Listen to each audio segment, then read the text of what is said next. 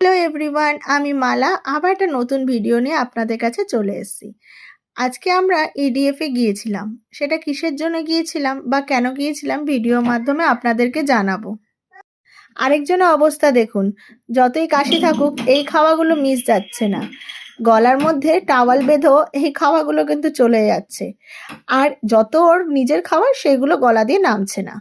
এদিকে আবার ওর বাবাকে যখন খেতে দিয়েছি, ওর বাবা আমাকে ডাক দিয়ে দেখাচ্ছে যে মেয়ের কীর্তি।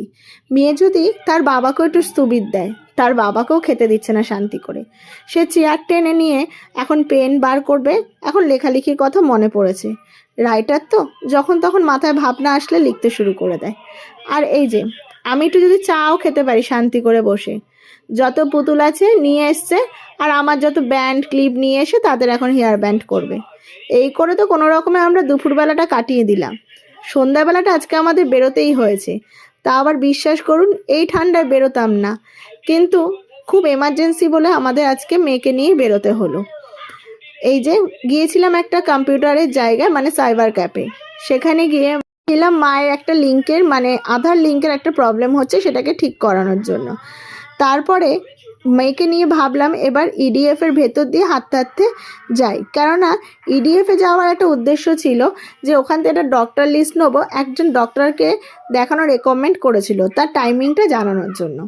কিন্তু ও মা, সেখান থেকে বেরিয়েই দেখি খাদি মেলায় আমরা ঢুকে পড়েছি। তার পাশেই মেলা বসেছিল। আজকে কিন্তু মেলাটায় বেশ ভালো লাগলো ঘুরে। আর অনেক দিন পর আবার এরকম খাদি মেলায় কিন্তু ঢুকলাম। দিন বলবো না, অনেক বছর পর। আর গিয়েছিলাম একটুখানি শাড়িও দেখতে। শাড়ি দেখতে যদি আমার মেয়ে দেয়, যাও বা পছন্দ হলো একটা, দর কষাকষি যে করবো তারও উপায় নেই। সেখান থেকে বেরিয়ে আসতে হলো, কেন তার এখন মন হয়েছে তাকে এখন খাবার কিনে দাও, নাহলে তাকে ফ্লাওয়ার ক্যান্ডি কিনে দাও। এরপরে ঘুরতে ঘুরতে ওমা, বৃষ্টি আমাদের আর সায় দিল না। বৃষ্টিটা নেমেই পড়লো, তাও আবার টিপ টিপ করে। তাই ভাবলাম যতক্ষণে জোরে নামবে মেয়েকে নিয়ে এবার বাড়ি পালাই। তো বাড়ি চলে আসছি, আর মেয়ের অবস্থা দেখুন, আমাকে দেখাচ্ছে যে রাস্তার এখানটা জল আছে আর এখানটা কেন জল নেই। আসলে কি বলেন তো, আজকে আমাদের বেরোনোর উদ্দেশ্যটা কিন্তু এটাই ছিল, মায়ের কাজটা সেরে আসা আর ইডিএফ এর থেকে ডক্টর টাইমিংটা জেনে আসা। আপনারা কিন্তু একদমই ভয় পাবেন না, আমরা কিন্তু বাড়িতে সবাই এখন সুস্থই আছি।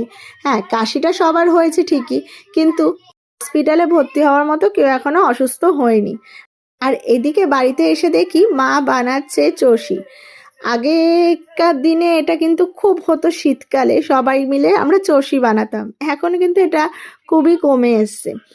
মা এটা